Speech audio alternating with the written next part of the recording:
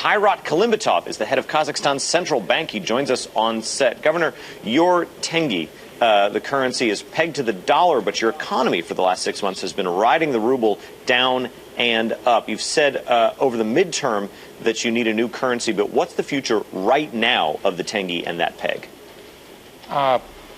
We actually adopted the new policy, and in midterm we want to move to new monetary policy regime, which is called inflation targeting. Okay. So, which means more greater flexibility. So now we are moving from fixed exchange rate to more flexible exchange rate, but this is like a 3-5 years agenda. Oh.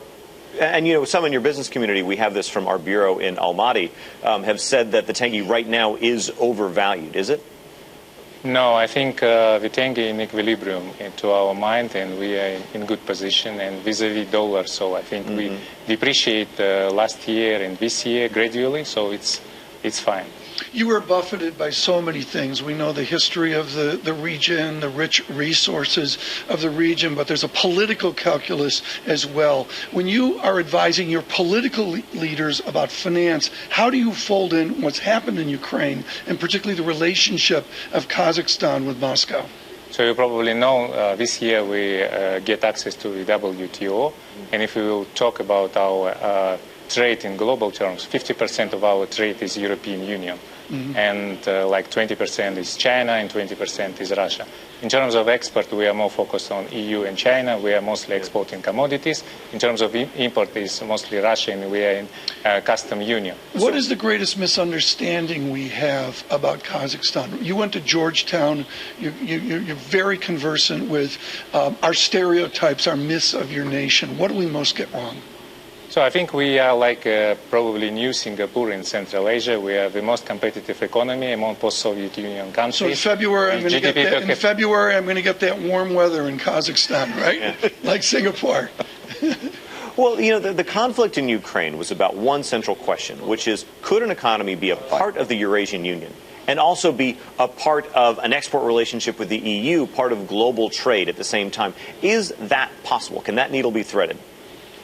Yeah, I think from the beginning, when we established the custom union, when we call it Eurasian Economic Union, the first it was pragmatic economic agenda, and the idea was, frankly, in the future to create free trade zone with EU, so kind of a big trade zone from Lisbon to Vladivostok. So we strongly believe that this is economic terms. You really think it's so? You believe it is just an economic union? There's no political aspect to that union? Yes, of course.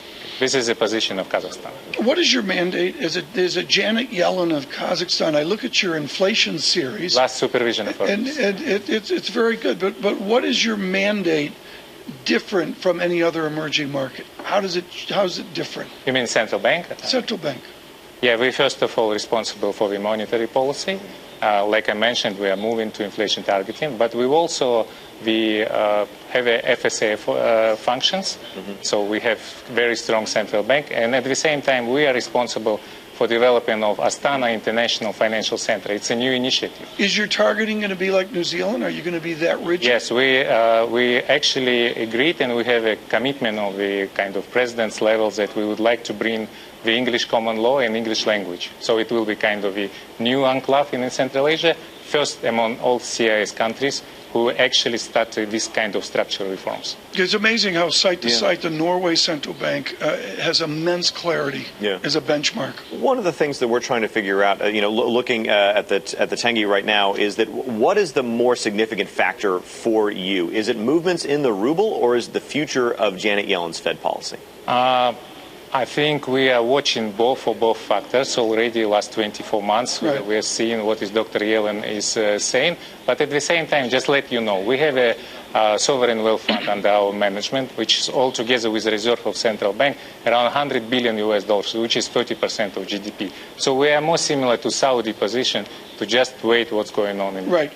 Bill Lee of Citigroup, a question, please, for the governor. I think as the Singapore of the region, what in the financial markets worries you the most? So we want now focus to development of the capital markets. The government is very much committed to the greater privatization program. So in 3 years, we expect that the big state-owned enterprises will be privatized. A real quick question on the common currency that your own president has said should come into effect and is going to come into effect, it looks like, in 2024. What have you learned from Europe's common currency and its problems that might affect how you bring that to fruition? What we learn is that before to move to common currency, we have to do a lot of homework in terms of the more integration of the trade regime and maybe coordination of the macroeconomic policy and fiscal policy as well.